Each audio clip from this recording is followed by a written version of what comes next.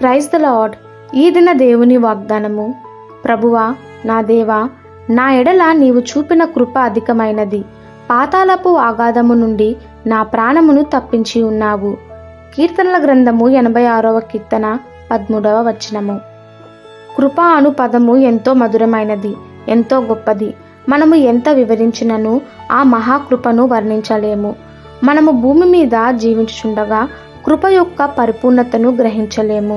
నిత్యత్వములోనే ఆయన కృప యొక్క పరిపూర్ణతను గ్రహించెదము. ప్రభువు మన ఎడల చూపిన గొప్ప ప్రేమ మనలను పాతాళము నుండి తప్పించుటయే. నరకాగ్ని నుండి మనను తప్పించుటకై ఆయన పరలోకము నుండి దిగివచ్చెను, సిలువ మోసెను, మనను లేవనెత్తెను, తన బిడ్డలనే ధన్యతను అనుగ్రహించెను.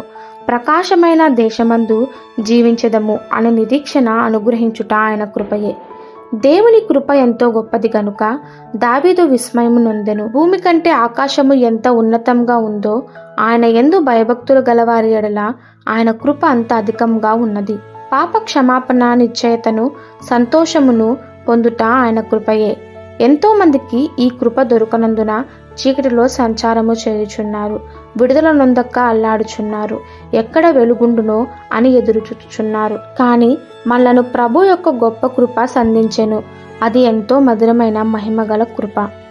కాబట్టి మనము ఎల్లప్పుడూ కృప వెంబడి కృప పొంది, బలముపై బలము పొంది, మహిమ నుండి అధిక మహిమ పొందుచు సియోనులో ఎల్లప్పుడూ నిలిచి ఉందాము. ఈ దిన దేవుని వాగ్దానము మనందరి జీవితంలో నెరవేరులాగున ప్రభు కృప మనకి తోడై ఉండునుగాక. ఆమెన్. God bless you.